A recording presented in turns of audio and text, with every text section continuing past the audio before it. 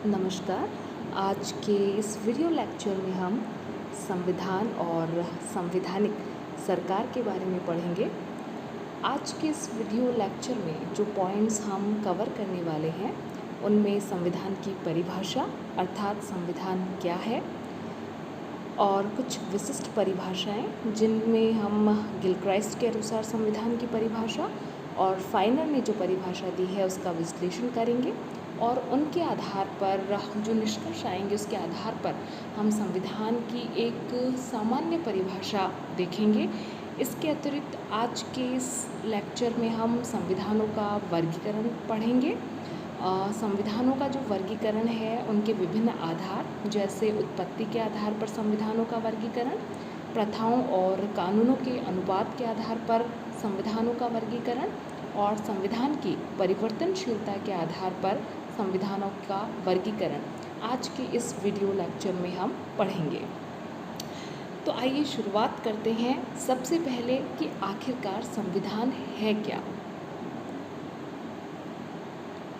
यदि साधारण शब्दों में हम कहें कि संविधान क्या है तो किसी भी राज्य का शासन चलाने के लिए जो आधारभूत नियमों का संग्रह होता है उसे संविधान कहा जाता है, या ये कहा जाए कि संविधान जीवन का एक मार्ग है जिसे कोई भी राज्य अपने लिए चुनता है, चाहे वह राज्य लोकतांत्रिक हो अथवा वह निरंकुश राज्य ही क्यों ना हो, लेकिन संविधान दोनों ही राज्यों के जीवन के लिए अत्यंत महत्वपूर्ण है। यदि हम संविधान की संकल्पना को और अधिक गहराई से समझना चाहते हैं तो इस हेतु हमें कुछ विशिष्ट परिभाषाओं को देखना चाहिए। इनमें गिलक्राइस्ट की जो परिभाषा है वह अत्यंत महत्वपूर्ण है। गिलक्राइस्ट ने जो परिभाषा दी है, संविधान उन लिखित या अलिखित नियमों अथवा कानूनों का समूह होता है जिनके द्वारा सरकार का संगठन, सरकार की शक्तियों, विभिन्न अंगों में शक्तियों के वितरण और इन शक्तियों के प्रयोग के सामान्य सिद्धांत निश्चित किए जाते हैं।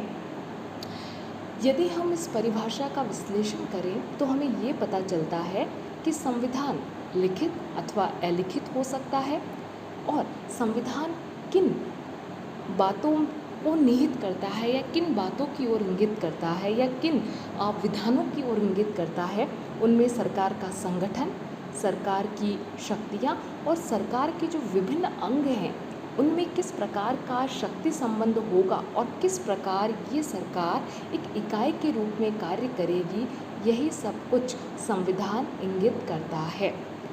यदि इस संबंध में हम डॉक्टर फाइनर की परिभाषा देखते हैं तो डॉक्टर फाइनर कहते हैं कि संविधान आधारभूत राजनीतिक संस्थाओं की व्यवस्था होती है। जब हम बात आधारभूत राजनीतिक व्यवस्थाओं की कर रहे हैं तो स्वाभाविक तौर पर हम बात व्यवस्थापिका, कार्यपालिका एवं न्यायपालिका की कर रहे हैं और उनके आपसी संबंधों की बात कर रहे हैं।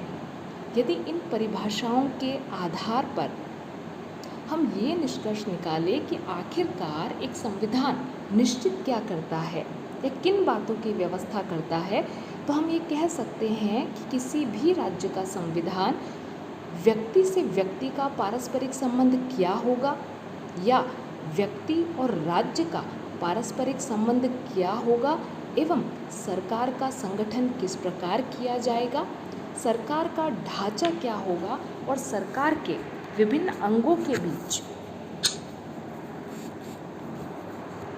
संबंध किस प्रकार के होंगे, यही सब संविधान द्वारा तय किया जाता है।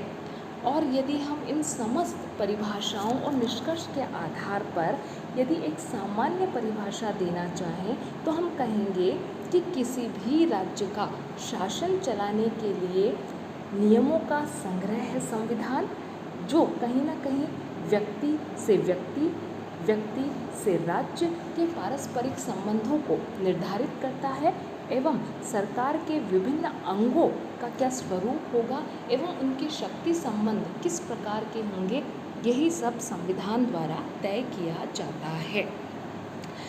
अब हम आगे बढ़ते हैं और इस वीडियो लेक्चर के अगले पॉइंट को लेते हैं जो है संविधानों का वर्गीकरण।